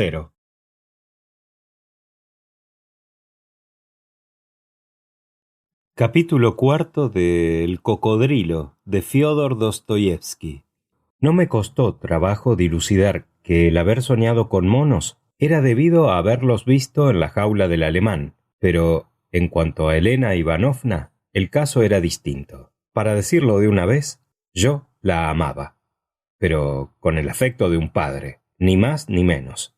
Lo que me induce a formular esta conclusión es que muchas veces ocurrióme sentir deseos de besarla en su tersa frente o en sus sonrosadas mejillas, y, aunque jamás lo hice, he de confesar que no hubiera rehusado el besarla en los labios, y no solo en la boca, sino también en sus dientecillos, que se asemejaban a una sarta de aljofas en cuanto reía, lo que era muy frecuente. En sus momentos de expansión, llamábala Iván Matievich su lindo contrasentido, remoquete muy justo y adecuado. Era, a lo sumo, una mujer bombón. Así que no acababa yo de comprender en qué se fundaba Iván Matievich para querer hacer de ella una Eugenia Tour rusa. Sea de ello lo que fuere, mis sueños, monos aparte, habíanme procurado las más gratas impresiones, y aquella mañana, con la taza de té por delante, repasando mis recuerdos del día anterior, decidí subir a casa de Elena Ivanovna, de paso que me dirigía a la oficina. Eso, después de todo, era deber mío, en mi calidad de amigo de la casa. En un cuartito minúsculo, contiguo a la alcoba, y al que ellos llamaban su saloncito, aunque también el salón grande fuera bastante chico, estaba Elena Ivanovna sentada en un lindo canapé, ante una mesita baja. Tenía puesta una bata vaporosa y saboreaba una tacita de café. Estaba hermosísima, pero parecía preocupada. «Ah, es usted, Pillín», exclamó con distraída sonrisa. «Siéntese atolondrado y tome un café. ¿Qué hizo usted ayer? Puede saberse. ¿Estuvo usted en el baile de máscaras?» «Pero, ¿estuvo usted en él?» «Para fiestas estaba yo. Fui a ver a nuestro preso». Lancé un suspiro y puse cara de agobio, al tiempo que tomaba un sorbo de café. «¿Quién?», exclamó ella. «¿Qué preso? Ah, sí, ya caigo. Pobre chico. ¿Se aburre mucho? Mire, quisiera preguntarle. Me parece que ahora no me costaría trabajo conseguir el divorcio. ¿No es verdad?» «¿El divorcio?», exclamé con tal indignación que por poco derramo el café, pues decía para mis adentros con rabia: «Eso lo dice por el moreno». Había, en efecto, de por medio, un sujeto, moreno él, con unos bigotillos, que frecuentaba la casa y hacía reír mucho a Elena Ivanovna. Yo le aborrecía. Me figuraba que la habría visto en el baile de máscaras la noche anterior y le habría dicho un atajo de sandeces. «Vamos a ver», dijo la bella de carrerilla, como si repitiera una lección. «Lo más seguro es que se quede para siempre dentro del cocodrilo, y siendo así, ¿por qué he de estarme yo esperándolo? Creo que todo marido debe vivir en su casa, y no dentro de un cocodrilo». «Pero eso ha sido un contratiempo completamente ajeno a su voluntad», insinué con una emoción muy comprensible. «Ah, no, Déjeme de historias, déjeme de cuentos, exclamó ella enojada. Siempre me ha de llevar usted la contraria, malo. Nunca podremos estar de acuerdo. No quiero oír sus consejos. Los extraños me dicen que puedo conseguir el divorcio con solo alegar que Iván Matievich se va a quedar cesante. Elena Ivanovna, ¿es usted quien así habla?, exclamé en tono patético. ¿Quién es el malvado que le ha metido en la cabeza semejantes ideas? Sepa que es imposible obtener el divorcio por una causa tan nimia como la suspensión de la paga. Y ese pobre de Iván Matievich, que aún se consume de amor por usted en el fondo de su cocodrilo, se derrite como un terrón de azúcar.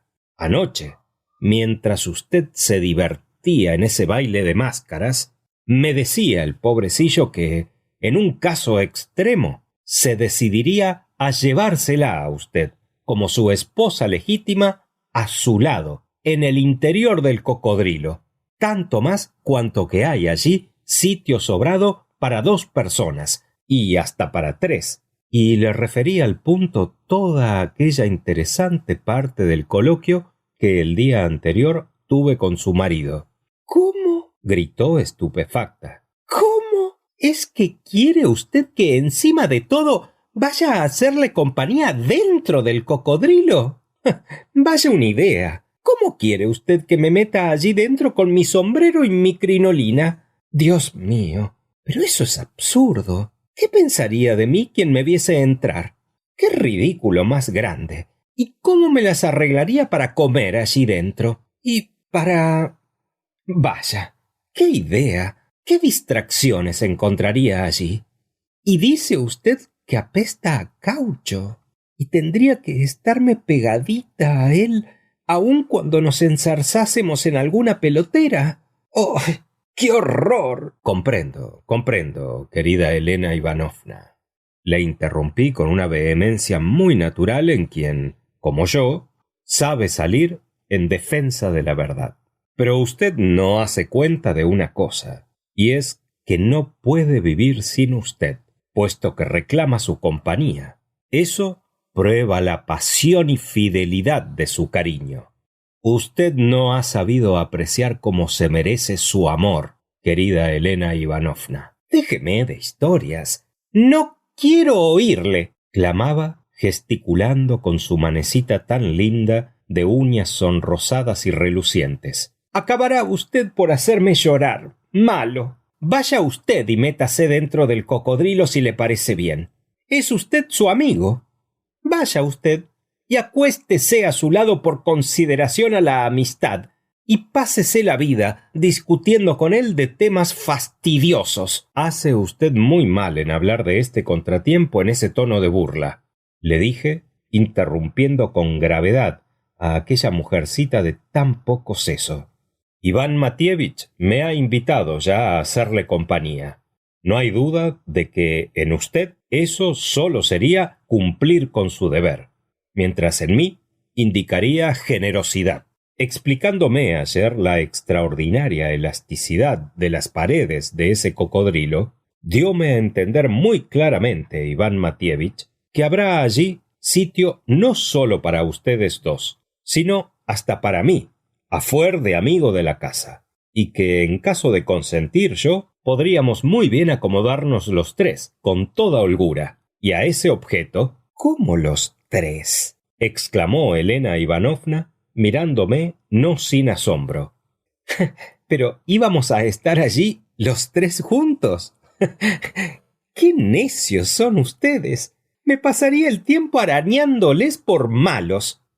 Y retrepándose en el respaldo del canapé, se puso a reír hasta saltársele las lágrimas. Su risa y su llanto, todo aquello, resultaba tan delicioso y seductor que no pude ya contenerme y empecé a besarle las manos, a lo que ella no se opuso, tirándome de las orejas en señal de reconciliación.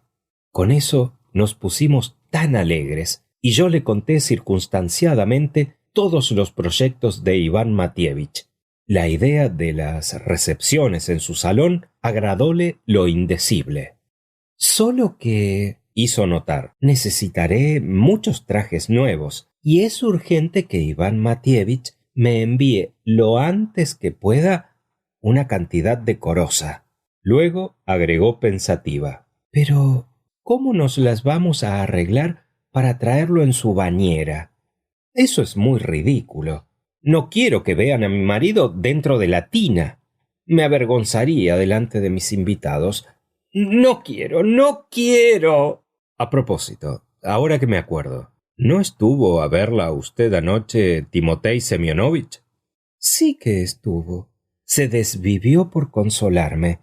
Y figúrese que nos pasamos la velada jugando a las cartas. Cuando perdía él, me daba bombones.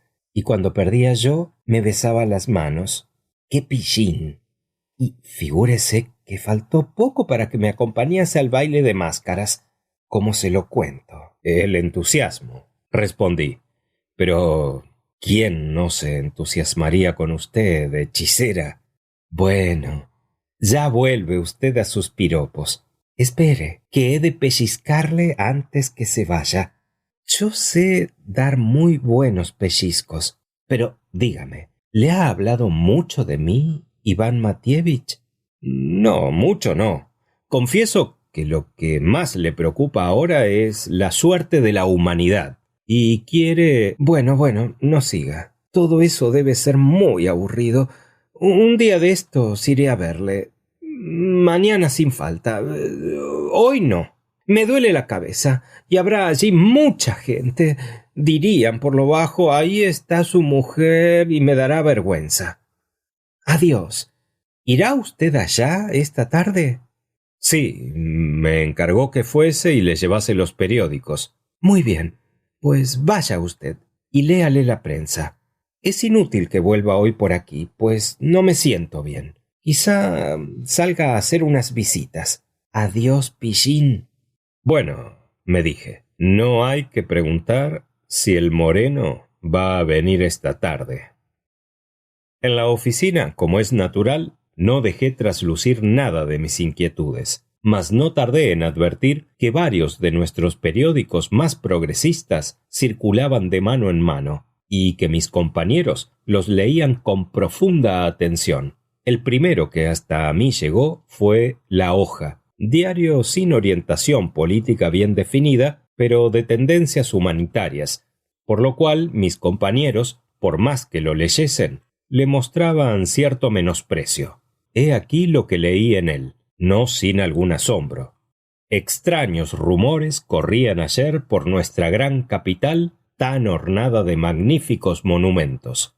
Un tal N, gastrónomo muy conocido del gran mundo, hastiado sin duda de la cocina de Borel, no menos que la del círculo Stosky, penetró en el pasaje y se dirigió hacia el sitio en que se exhibe un enorme cocodrilo, y encargó que le aderezasen el monstruo para comérselo en la cena. Habiéndose entendido con el dueño, no tardó en sentarse a la mesa y empezó a devorarlo, no al dueño, alemán modesto y amigo del orden, sino al cocodrilo, que se sirvió vivo y todo, sacándole por medio de su cortaplumas enormes lonchas sabrosísimas que golosamente se engullía.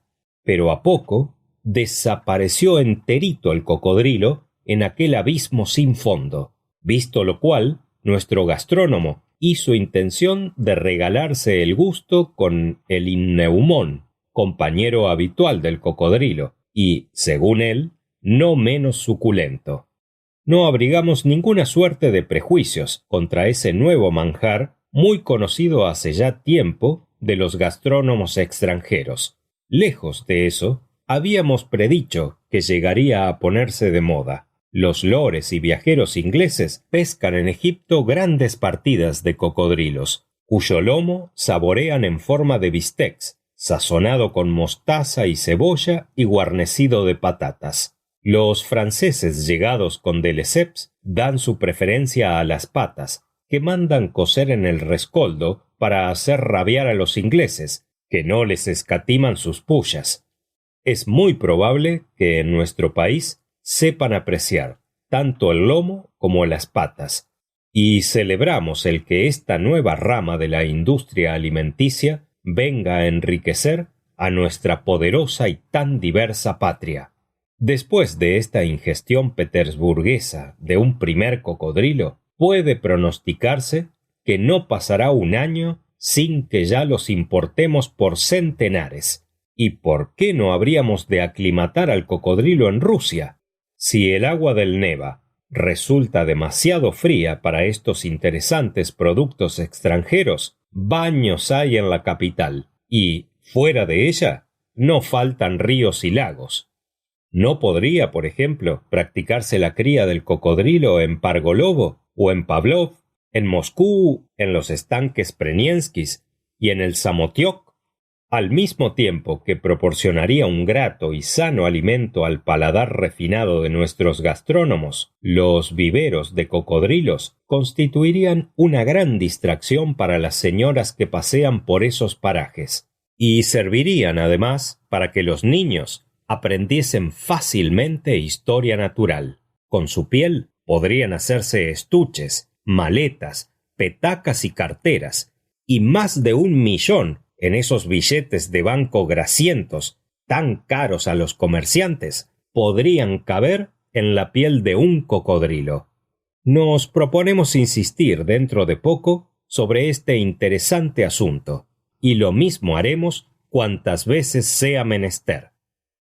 Aunque me esperaba algo por ese estilo, la inexactitud de tal información me hizo muy mal efecto. No sabiendo a quién confiar mis impresiones, fijé la vista en Prohor Savich, que estaba sentado enfrente de mí. Entonces fue cuando advertí que hacía ya rato que me estaba observando, teniendo en la mano un número de la Greña, como si pensase dármelo a leer. Sin decir palabra, tomó la hoja que yo le brindaba y me ofreció la Greña, señalando con la uña el artículo sobre el cual deseaba llamarme la atención. Aquel Prohor Savich era un tipo bastante raro, viejo solterón, apenas tenía amistad con ninguno de nosotros y no hablaba con nadie en la oficina. Siempre y a propósito de todo tenía algo que decir, mas no se avenía a decírselo a nadie. Vivía solo y casi ninguno de nosotros había puesto ni una vez los pies en su casa. He aquí lo que decía el artículo de la Greña que él subrayara con la uña. Todo el mundo sabe que somos progresistas y humanitarios, y que en este terreno pretendemos estar a la altura de Europa. Pero, cualesquiera que sean los desvelos de nuestro pueblo y de nuestro diario, fuerza es confesar que aún están verdes, a juzgar por un repugnante suceso que acaeció ayer en el pasaje y que nosotros estamos hartos de pronosticar. Un extranjero, dueño de un cocodrilo, llega a nuestro país y exhibe su animalucho en el pasaje. Al punto nos apresuramos a saludar a esa nueva rama de una útil industria, rama de que aún carecía el tronco de nuestra poderosa y tan diversa patria. Pues bien, he aquí que, de pronto, ayer, a las 4:30, penetra en el local del extranjero un hombre muy gordo y en completo estado de embriaguez que, después de pagar la entrada y sin avisar a nadie, va a meterse derechito en las fauces del cocodrilo, el cual, por instinto de conservación y para evitar la asfixia, se lo tragó. No bien hubo caído en el interior del cocodrilo, quedóse profundamente dormido el desconocido visitante. Los gritos del domador resultaron tan inútiles como los lloros de su familia aterrada. En balde se le amenazó con llamar a los guardias. Nada hizo la menor mella en el borracho, que desde el fondo del cocodrilo reía de un modo insolente, jurando y perjurando que el cocodrilo habría de ser castigado a palos. Sí, mientras el pobre mamífero, obligado a engullirse un bocado semejante, se deshacía en inútiles lágrimas. El intruso no quería salir de allí. No acertamos a explicar hechos tan bárbaros que demuestran hasta qué punto estamos lejos de la madurez, rebajándonos a los ojos de los extranjeros. Esa propensión a la locura que constituye el fondo del carácter ruso encuentra aquí digna aplicación. Es natural que nos preguntemos cuál pudo ser la intención de ese inoportuno. ¿Sería que buscaba un lugar abrigado y cómodo? Pero ¿no abundan en la capital las casas hermosas, con pisos holgados y económicos, con agua, gas y hasta portería? Y además llamamos la atención de nuestros lectores sobre la crueldad de semejante trato infligido a un animal doméstico. Ya comprenderán nuestros lectores lo difícil que habrá de serle a ese cocodrilo digerir tamaña mole. Ahí está el cuitado, sin alientos, tumefacto, esperando la muerte en medio de intolerables sufrimientos. Hace ya mucho tiempo que en Europa son emplazados ante los tribunales quienes maltratan a los animales domésticos. En nuestro país, pese al alumbrado a la europea, a las aceras construidas a la europea y a las casas edificadas a la europea, aún ha de pasar mucho tiempo antes que hagamos justicia a los culpables de esos malos tratos. Las casas son nuevas, pero los prejuicios continúan siendo viejos. Pero ¿son nuevas ni siquiera las casas? Por lo menos, no siempre podría decirse eso de sus escaleras. ¿Cuántas veces no hemos denunciado en estas columnas el estado de suciedad lamentable en que desde hace meses se encuentran las gradas de la escalera de madera de la casa del mercader Lukianov en la Petersburghain, que, por su estado ruinoso, presentaban un serio peligro para la criada Afimia Skapidirovna, obligada por las necesidades de su cargo a subir y bajar constantemente para acarrear agua o leña. Lo que pronosticábamos ocurrió ayer, a las 8:30 de la noche. Afimia Skapidirovna, que iba cargada con una sopera, resbaló y se rompió una pierna. Sin embargo, todavía nos preguntamos si este accidente acabará por persuadir a Lukianov de la necesidad de mandar arreglar la escalera, porque los rusos tienen la cabeza dura. Entretanto, la víctima del descuido ruso ha sido conducida al hospital. Tampoco nos cansaremos de repetir que los porteros, al barrer la nieve de las aceras de Viborskaya, deberían adoptar algunas precauciones a fin de no deslucirles el calzado a los transeúntes. ¿Por qué no la recogen en montoncitos, como se hace en Europa? Etcétera, etcétera. Pero, ¿qué quiere decir esto?, pregunté mirando a Prohor Savich con cierto asombro. ¿El qué? Pues, ¿qué ha de ser? Que en lugar de compadecer al pobre de Iván Matievich, compadecen al cocodrilo. ¿Qué más da que la piedad recaiga en un mamífero o en otro? ¿No es eso lo europeo? También compadecen en Europa los cocodrilos. Y dicho esto, aquel tipo raro de Prohor Savich volvió a abismarse entre sus papelotes y ya no volvió a despegar los labios. Yo me metí en el bolsillo la greña e hice acopio de diarios para mi pobre Iván Matievich. Luego, aunque todavía faltase mucho para la hora de salida, dejé la oficina y me encaminé al pasaje, con objeto de hacerme cargo, aunque fuese de lejos, de lo que ahí pasaba, y recoger la variedad de opiniones del vulgo. Figurándome que habría apreturas, me levanté el cuello del gabán, pues sentía algo de vergüenza, no sé por qué, quizá por lo poco acostumbrado que a publicidad estaba. Mas comprendo que no tengo derecho a relatar mis personales y prosaicas sensaciones ante un acontecimiento tan notable y singular. Fin del capítulo 4. Fin de El cocodrilo, de Fyodor Dostoyevsky.